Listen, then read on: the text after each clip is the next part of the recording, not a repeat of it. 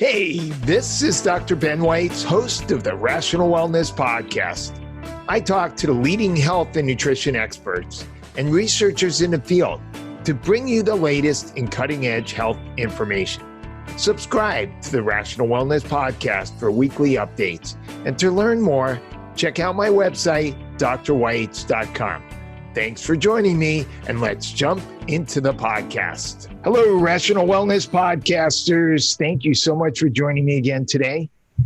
Today, our topic is methylation, epigenetic methylation time clocks. So this is a way to measure biological aging. And so we're going to discuss that and then some of the things that we can do to try to reverse aging. We want to know why and how we age and what we can do about it. And there have been a number of attempts to develop a method to measure biological aging as distinct from chronological aging. In other words, does our health correspond to someone younger or older than our chronological age?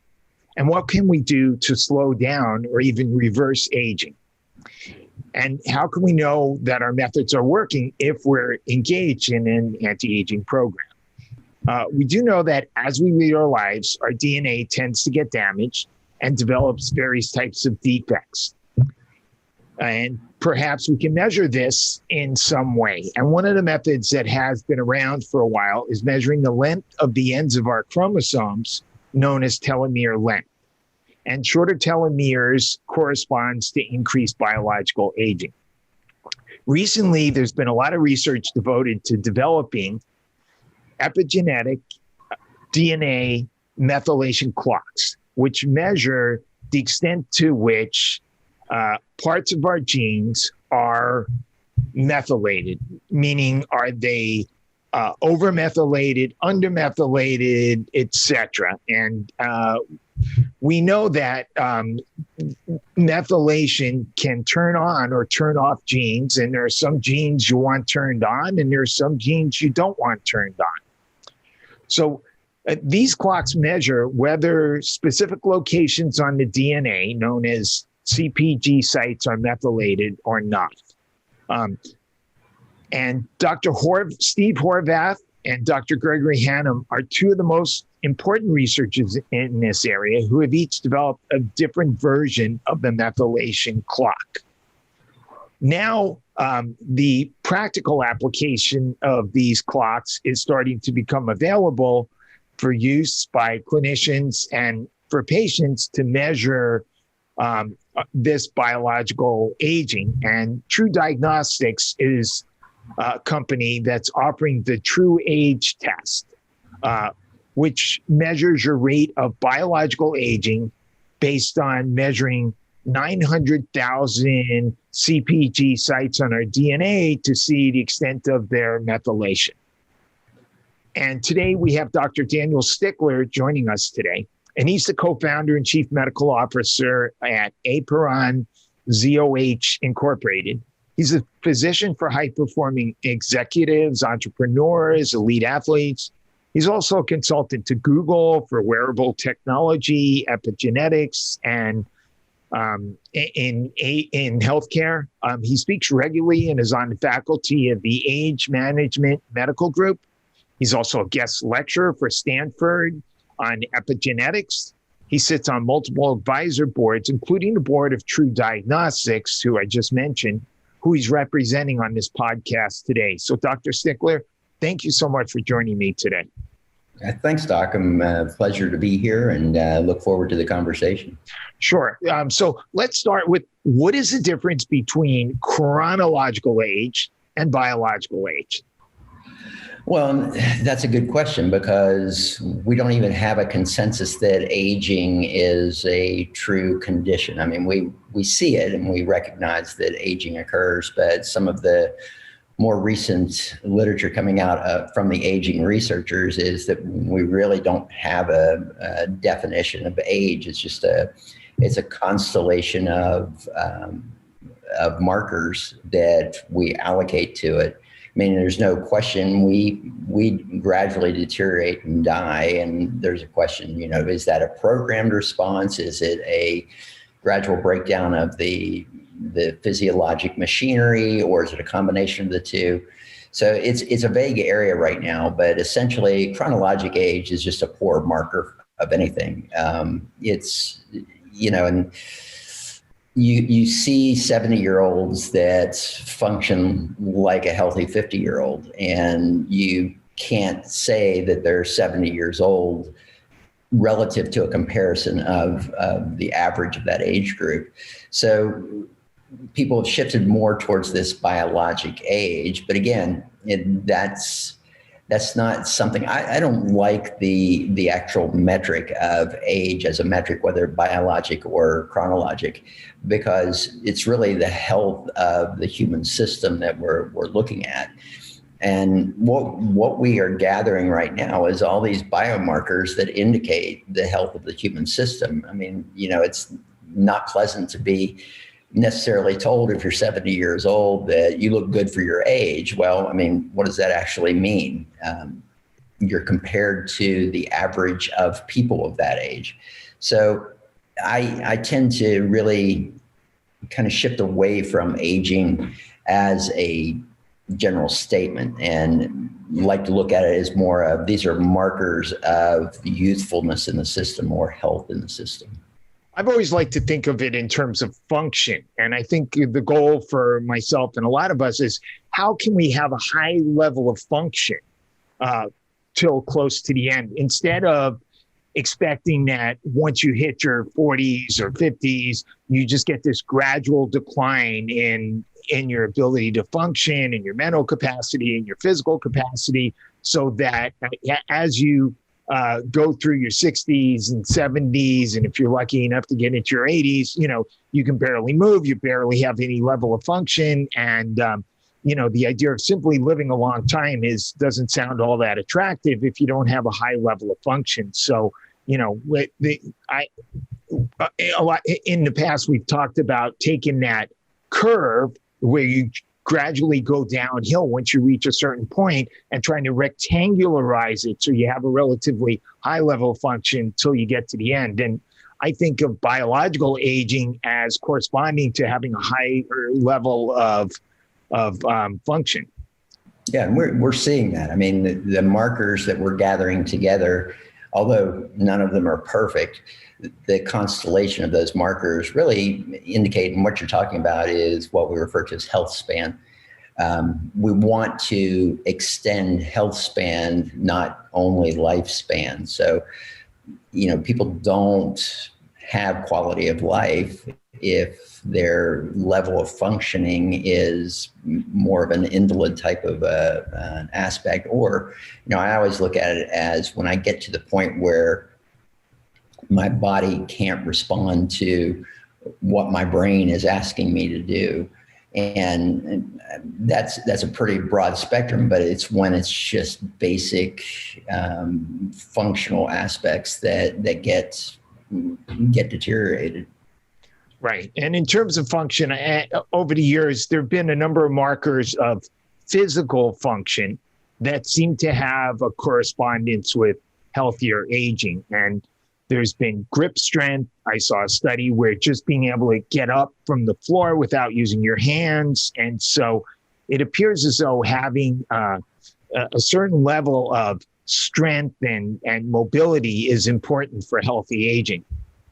Yeah, I mean, everybody's looking for the perfect marker right now. And like I said, I think it's going to be a constellation. I mean, in our longevity program, we'll call it the rejuvenation program, we're looking at a bunch of metrics right now, and we get varying degrees of somebody who's really good in one area and weak in another. What does that mean? We don't know. And that's why the more data we gather on that, and we get probably 20 or 30 markers that we use right now, and we're hoping to create kind of a health grade, not necessarily a biologic age, but a health grade according to how you score in all these areas. And it's going to take some time and some data before we really establish what are the best markers and what grouping of markers is going to be the most telling. So we're going to get into the epigenetic clock in a few minutes, but What are some of the other methods that can be used to calculate biological age right now? Well, like you said, the telomere testing is one. And what is this? What is the status of telomere testing? That's a good question, because even the people in the aging industry are torn on this, because the question is telomere shortening a result of aging, such as getting gray hair, or is it a cause of aging? And that question has come up recently without a good solid answer. So telomere testing, because of such high variability in the outcomes related to other markers, it's kind of been pushed aside a little bit. And, it's an expensive test. We get it, and we get it about every 5 years, not frequently. And it's not the best guide because it takes so long to change something on that. And generally, you're looking at diminishing the rate of loss on those as opposed to trying to extend them, although some of the research now is really focused on, doing a genetic insertion or a plasmid that can actually add length to the telomeres versus supplements or peptides that can stimulate the telomerase in the cells to add more length to it. We use another one called glycan age. So glycans are substances that build up in the blood over a lifetime, and we're testing this. They have pretty good data based on some preliminary studies they did. Is that like glycation, like glycosylated hemoglobin? Not exactly. I mean, that's glycation is a component, but these are glycan products that are found in the blood, and they do accumulate over time. And it's a fairly new area. We've just started testing with it in the last year, and we see huge differences in the epigenetic age and the glycan age, but they have some pretty good data from. What's an example of a glycan product? I don't know the specifics on those. There's, there's several hundred of them that they're measuring. Okay. We do DEXA scans, so we look at lean body mass, we look at bone density. We do EEG studies because there's certain brainwave patterns that are indicative of the aging process. We do skin glycation scanning with immunofluorescence. We do senescent T cell levels from UCLA to look at the naive versus aged T cells in the blood. So these are young versus old T cells. Correct. And we look at functional mobility. We look at balance. We look at stress response in the system. We look at a bunch of blood metrics, so like albumin. We look at uric acid levels. We look at hormone levels. And right now, like I said, it's just a matter of collecting as much of these as we possibly can. NAD levels, if we can figure out a good way to test intracellular NAD levels, is a hot topic right now as well. Right. So as a step to get into the biological clocks, what is epigenetics as different from genetics, especially for the layperson who happens to be listening in? The best way I can put that is that genetics is the hardware, whereas epigenetics is the software. And what I mean by that is the hardware doesn't change. It is, you only need your genetics done one time, but epigenetics is something that controls the expressions of the genes that you have. That's why, you can have one cell that creates a neuron and another stem cell that creates a lung. And this is using the exact same code. So every cell has the exact same genetic code, but the expression of that code is controlled to create the outcome. And we have kind of transgenerational and generational epigenetics, which are usually the epigenetics that are written in pen on our DNA, so that they're there, and it's really tough to make any changes in that. And then you have the epigenetics that are written in pencil. And those include not only the DNA methylation, but also histone methylation, which is one of the ways that we know that lifestyle, that supplementation, that medications, all of those things can actually impact and change the expressions of genes. And this is the area that really people focus on when it comes to the epigenetics. Okay. So what is the methylation clock, this epigenetic methylation clock? So Steve Horvath developed this methylation clock where he started looking at specific methylation patterns. So he took groupings of age people and looked at a constellation of epigenetic marks on the DNA. And what he noted is there were a bunch of these that accumulated over time that corresponded to their chronological or physiologic age. And he developed the Horvath clock, I think, back in 2013. He now has the Grimm age clock, which is a more updated edition of it. But again, they're only looking at a couple hundred methylation points on the DNA. So it's rough right now, although, we had the pleasure of seeing the study that came out in September of last year that showed a epigenetic age reversal. So the prevailing theory at the time, and you even hear David Sinclair had stated it prior, was that epigenetic aging is a one-way linear process where you gradually accumulate these over time, and it's not a process that we have any control over, because mostly it was thought that these were the marks that were written in pen that were accumulating. So let me just stop you for a second. So the study you're referring to is the TRIM trial by Fahey and others. It was published in September of 2019, and TRIM stands for Thymus Regeneration, Immunorestoration, and Insulin Mitigation Trial.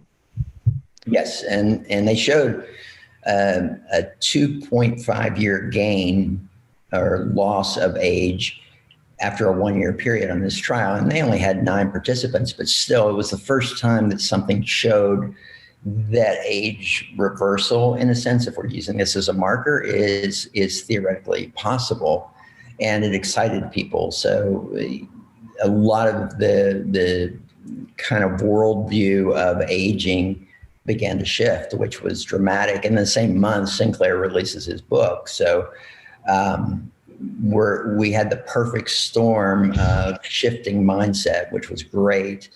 And what they used in the trial, I mean, for those of us that do age rejuvenation medicine in practice, what they did in the trial was baby steps. I mean, we have such in-depth treatments right now, not only over-the-counter treatments, but research chemicals, peptides, and prescription medications that can be used that are amazing. Even technology. I mean, we use brain stimulation technology, and we're seeing rejuvenation of aging patterns on the brain waves with that.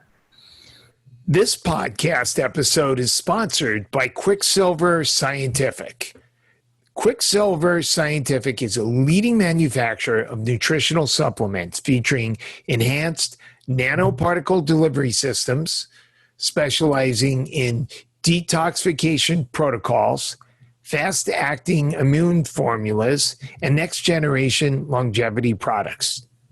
To learn more or to sign up for a professional account, visit quicksilverscientific.com. Listeners of this podcast can receive 15% off their order by using the promo code Weitz, WEITZ 2020 at checkout. And I definitely utilize Quicksilver products in our office, and some of their products are just absolutely amazing, and there's nothing like it on the market. So thank you to Quicksilver. Interestingly, as I have sort of been watching the anti-aging research, the predominant, as I see it in my limited understanding of it, is the predominant theory maybe 15, 20 years ago is our cells die, they don't get replaced, we lose muscle cells, our bones degenerate, our brain cells don't get replaced. And so a lot of the focus was on trying to stimulate growth. So things like growth hormone and testosterone and DHEA, and these are really common strategies. And recently, in the last 5 or 10 years, the focus seems to be, at least from what I've seen, not some of the stuff you're talking about necessarily, but the stuff that gets out more in the popular literature seems to be all about caloric restriction and fasting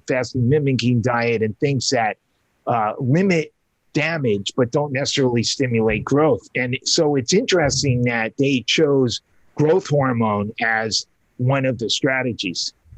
Well, one of the things they look at with hormones is you look at when the body functions optimally, what are the parameters that meet that? And growth hormone, testosterone, these are two parameters that deteriorate with age. And, is this a natural process?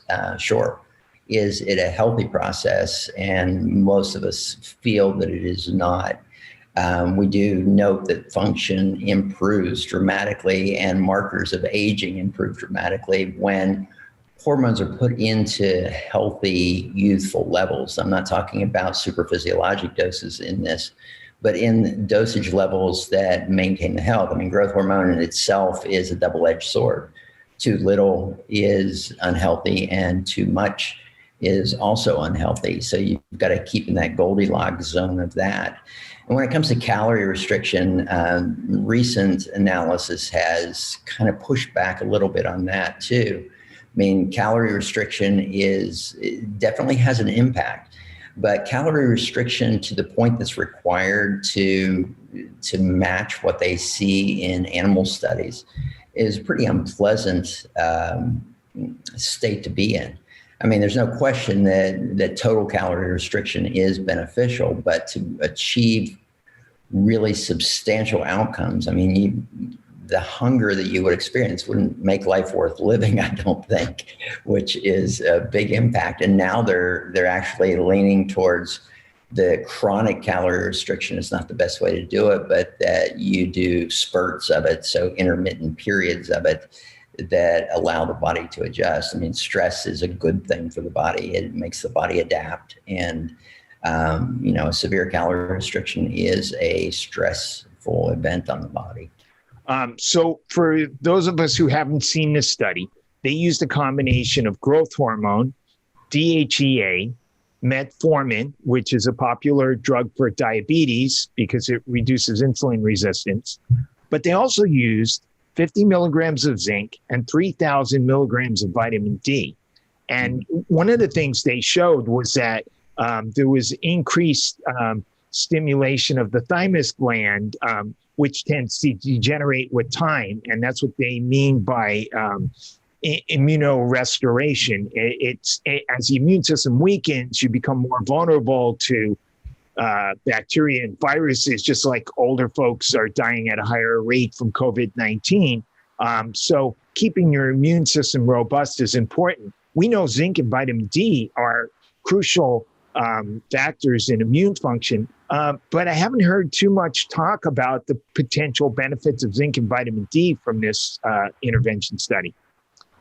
Yeah, and I mean, zinc and vitamin D are one of the first-line interventions for COVID right now from from the consensus in the medical community. And since vitamin D is generally deficient in about 60 to 80% of a given population, it is important to supplement that. And the zinc is also a double-edged sword because you can get some zinc toxicity with that.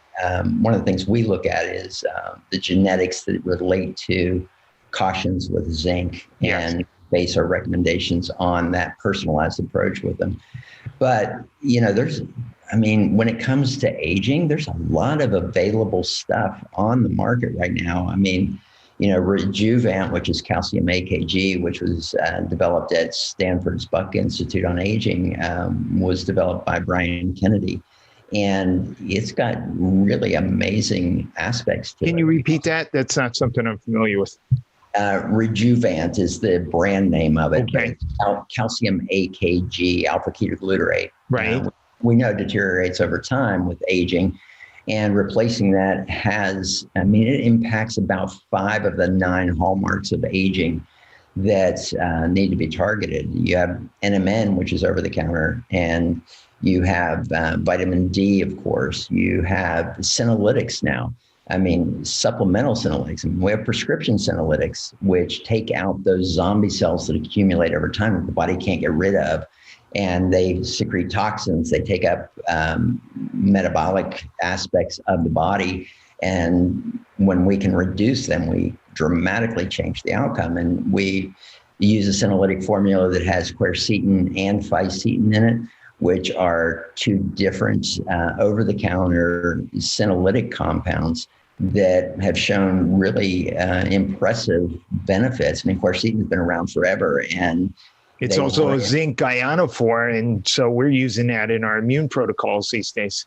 Absolutely. And they found quercetin because they ran a study through a bioinformatics platform, and they said, these are the pathways we want to hit. What's available that works on this? And it kicked back quercetin and dasatinib. Dasatinib is a prescription, but these are 2 senolytic compounds that have a profound impact on aging. The key is really knowing how to take these in combinations that can create the outcome that you're looking for. I looked at a PowerPoint presentation that Dr. Horvath had, and one of his first slides shows a 71-year-old guy who's an amateur bodybuilder, and he looks very good for his age.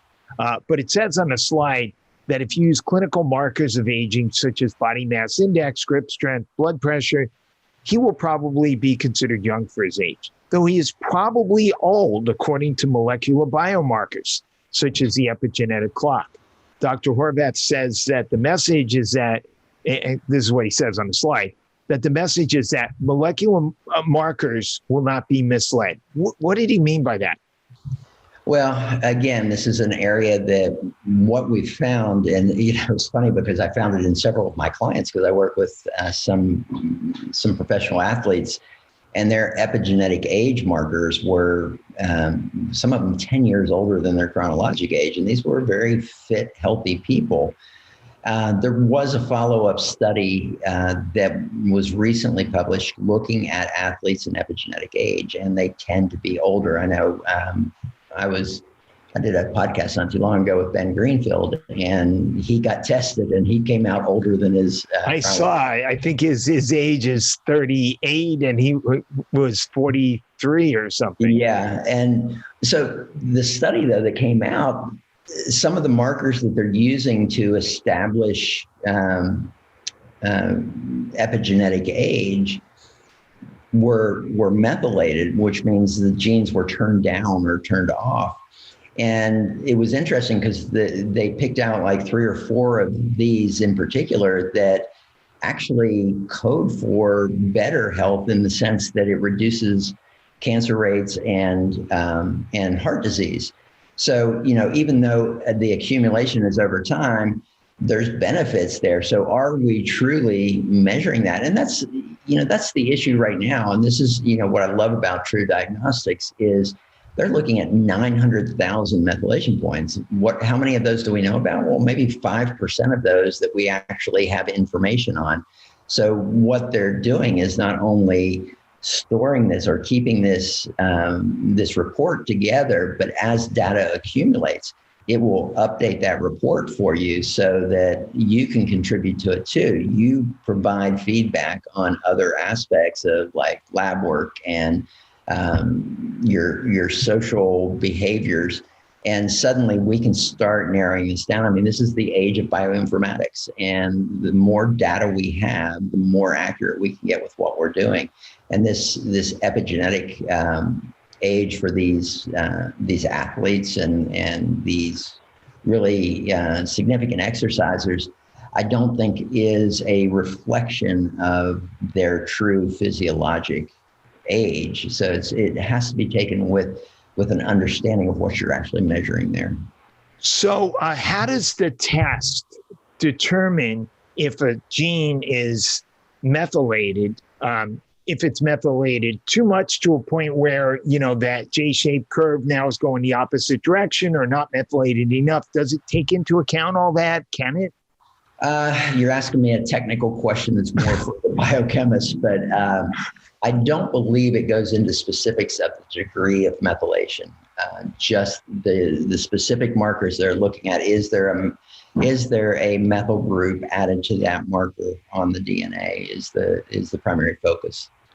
Right. So interesting. In the functional medicine world, one of the things that we've been looking at for a number of years is potential for methylation based on doing genetic testing and then seeing if somebody has certain genetic markers like the methyl tetrahydrofolate reductase gene. And if they're heterozygous or homozygous for two defects, they may not be able to methylate. And then we may use specific methylated, activated B vitamins to try to stimulate that methylation.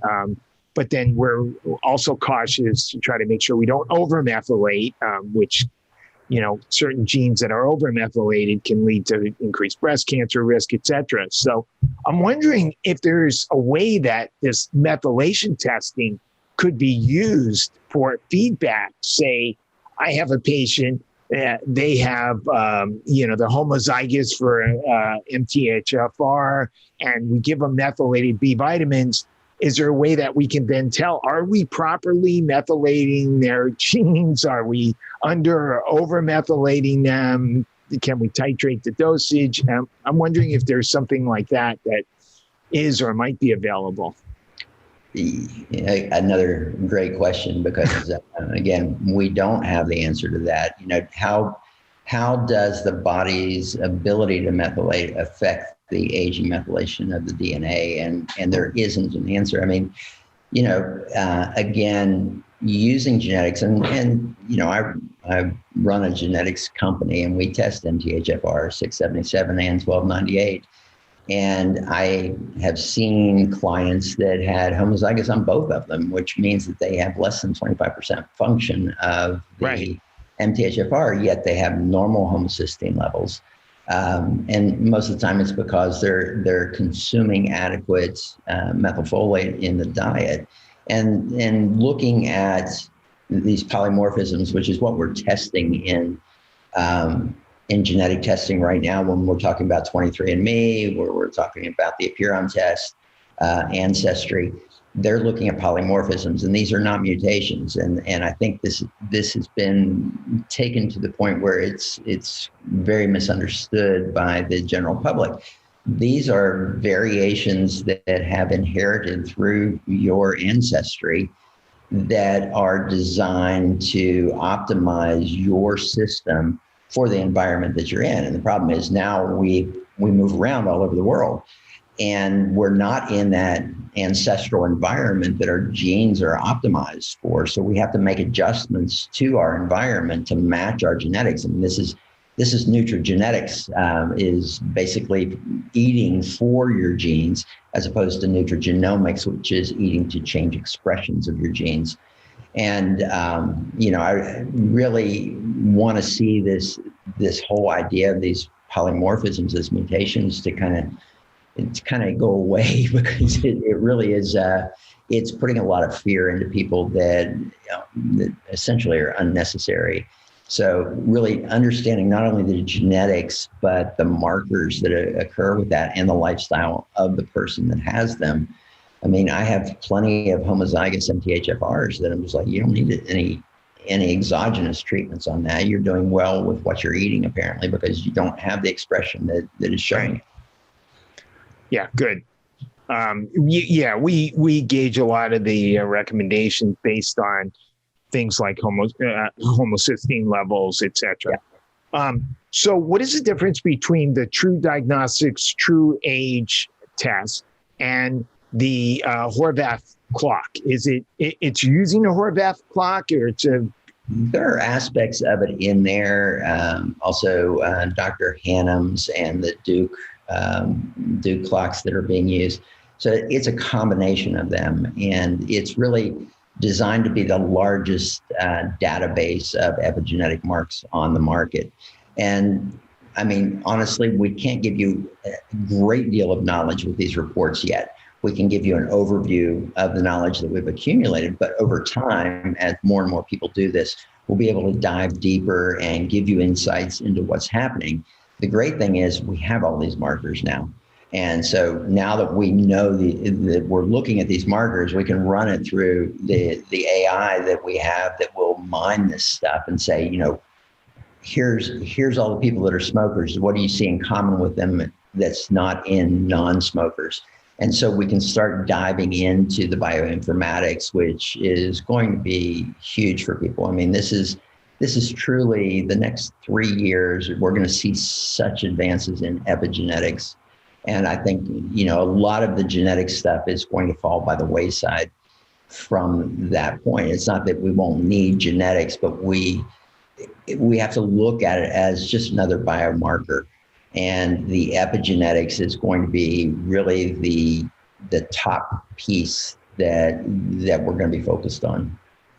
So as I understand it, the Hannum clock used blood and measures methylation on white blood cell DNA, right?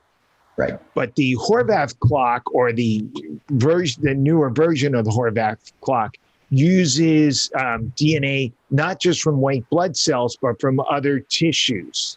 Mm-hmm. Is that an improvement? Your test basically is using the white blood cells, right? Right. And, you know, that's always a question, because like I said at the beginning, you know, every cell has different methylation. Every cell type in the body has a different methylation pattern to it. But what we're looking at are these common denominator methylation patterns. And generally, you're going to get correlation with the epigenetic marks that have been selected with like a buccal swab, where we're looking at epithelial cells from the skin, or we're looking at the blood, or we're looking at salivary accumulation. Whatever we're looking at, the idea is that there is tissue-specific methylation patterns, but then you're also going to get universal methylation patterns that can be derived from any cell type that you get. And that's the focus of the epigenetic testing right now. So how can clinicians use this true age test? Well, the way I use it in practice is that I will get the epigenetic age, we'll do an intervention for a year, or a series of interventions, and then we will retest. I have to say right now, and this is being reported by several of the epigenetic companies, is that, you know, this year in particular, relative to people who got tested last year at this time, we're seeing an acceleration of aging. And what we are assuming this is relating to is the stress of this whole COVID-19 issue. Sure. It's impacting people in ways that they don't fully understand. I mean, the stress of anything that changes your habits in any way is a stressor on the body. And you know, we see these elevations in cortisol levels, despite the fact that we're working with people to mitigate these. So I think that people are eating worse, they're exercising less. You know, I saw the CEO of Kellogg's on TV bragging about the fact that more people are having breakfast cereal for dinner. So they're afraid to have time with other people, you know, so they have less social connections. There's a whole series of things along with the stress. Yeah. So what are some of the things that negatively affect our aging? I noticed on the True Age test, they mentioned exposure to heavy metals, pesticides, and other toxins.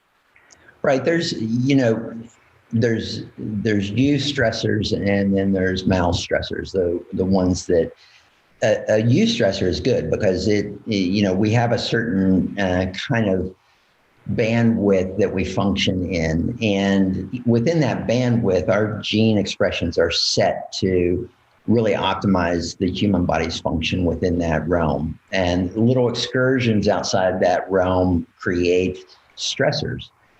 Just like if you haven't exercised in 6 months and you go back to exercise, suddenly you're exceeding the body's baseline of that comfort zone and creating a stress response.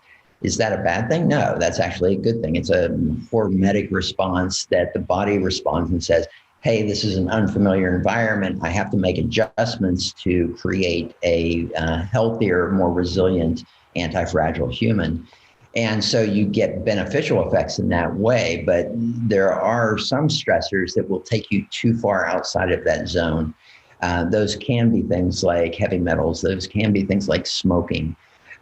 Those are parameters that don't have really an established eustress type of benefit that the body will respond in a positive way and make you more anti-fragile. It actually drops you down outside of that familiar zone and makes the system weaker. I noticed you also mentioned adrenal cortisol dysregulation is playing a role in biological aging. Is it, in general, can you say, is it more of a lower flattened cortisol curve or increases in cortisol that tends to correspond to worse aging? No, I mean, it's not it's that double-edged sword again. Too little is not good and too much is not good. So you want to kind of keep within certain parameters with slight excursions outside of your familiar zone to create a positive response. Right. But most of the time, we do a lot of work with adrenals. We look at diurnal variations in the cortisol secretions. And what we've found generally is, we tend to blame the adrenal gland for it, and the adrenal gland is nothing but the messenger. We find that when we work with stress response, as far as, what the perception of stress is and how the brain responds to it and how it stimulates the adrenal gland, that's the win for the mitigation of this, where we train through biofeedback mechanisms to do that. Now, using adrenal adaptogens and that, they're nice bridging pieces for it. But really, you've got to get to the real central aspect of what's creating the stimulation or lack of stimulation to the adrenal itself. Bringing up nutritional supplements, you mentioned a few already. We talked about zinc and vitamin D. You mentioned quercetin or quercetin. I'm not sure how it's supposed to be pronounced. And that calcium supplement you mentioned. What other nutritional supplements? I think you mentioned nicotinamide riboside or NMN. NMN. Okay, yeah. You think that's a preferred version over NR?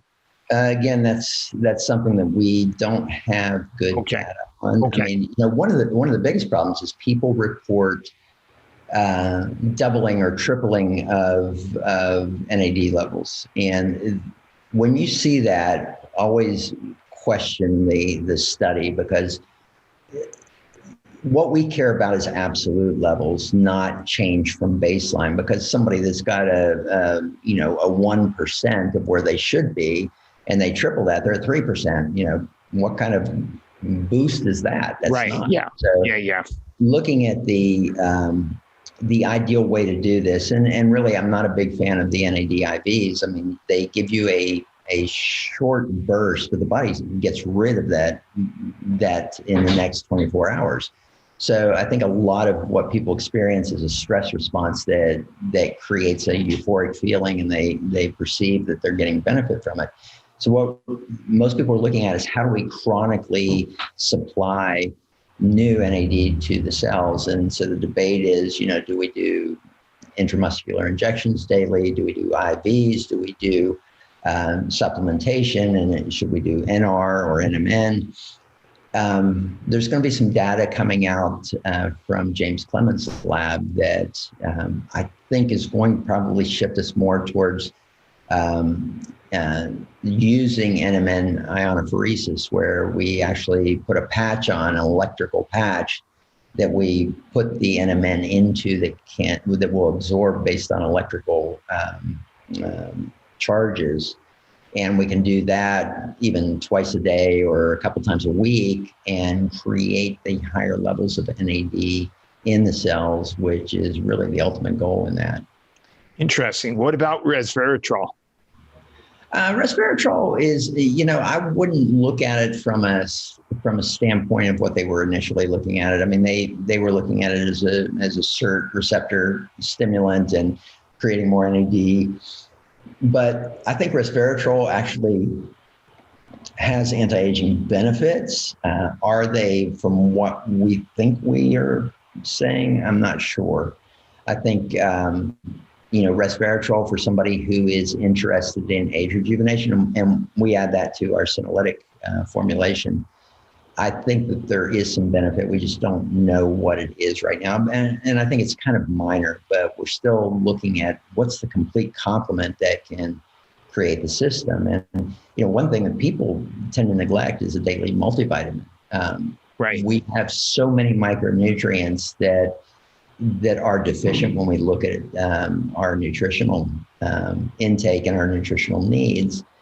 And so, I have a core that I put everybody on. It's a foundational multivitamin, not an excessive one. If some people are taking like 6 or 7 multivitamins a day, I'm just like, you're taking more than 2, you're probably taking too much. Just eat healthy, take a small dose of it.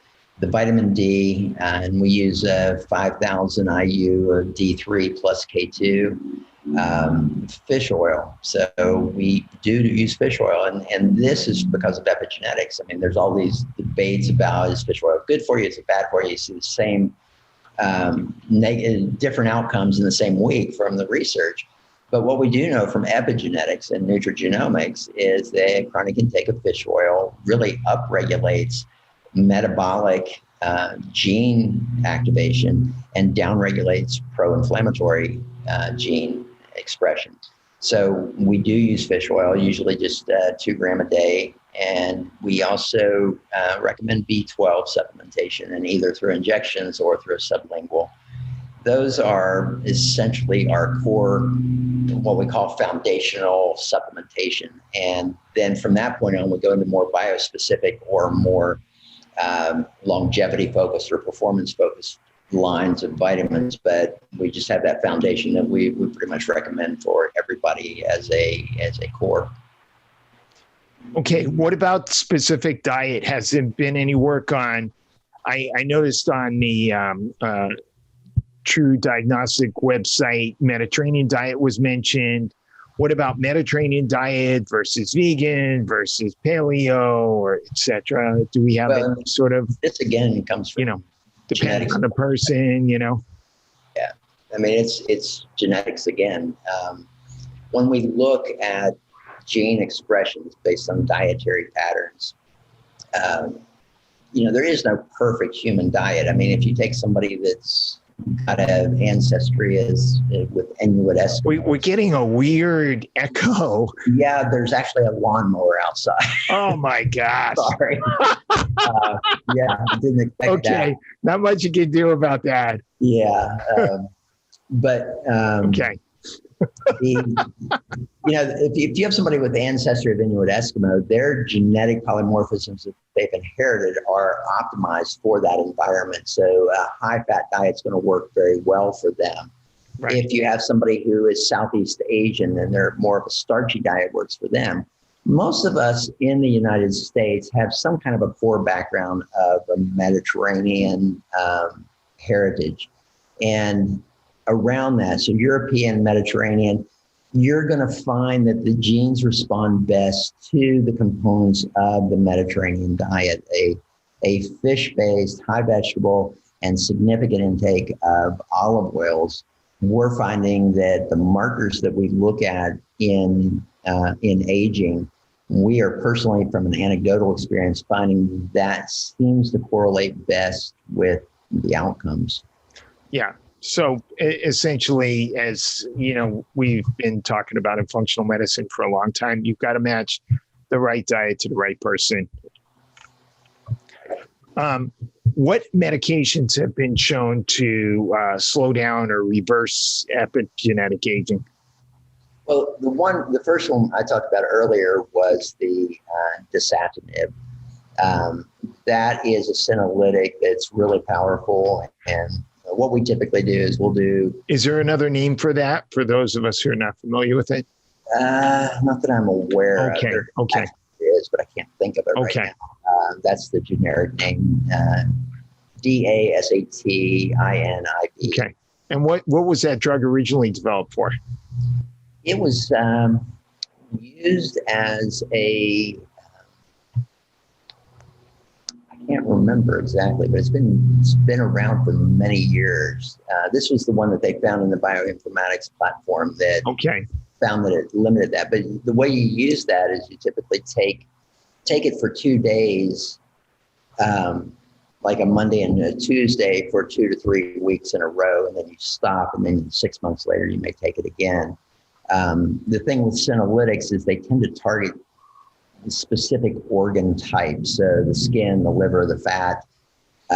You will target different areas that it will reduce the senescent cells. So you want to use combinations of those. We also have rapamycin. Rapamycin is wonderful. This was developed as an adjunct for people that have had kidney transplants to suppress the immune system. Right.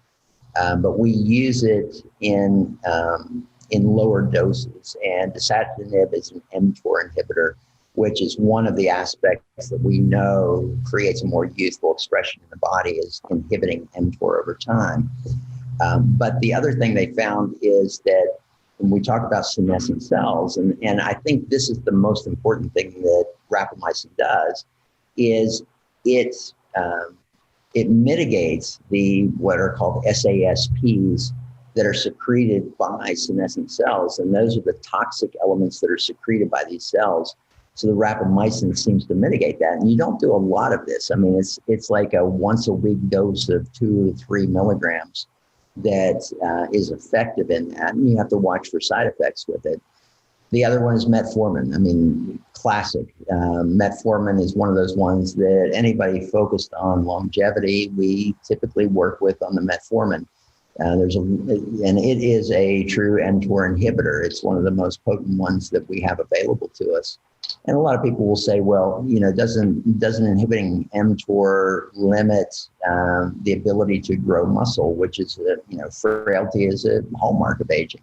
But all the studies that have been done have been using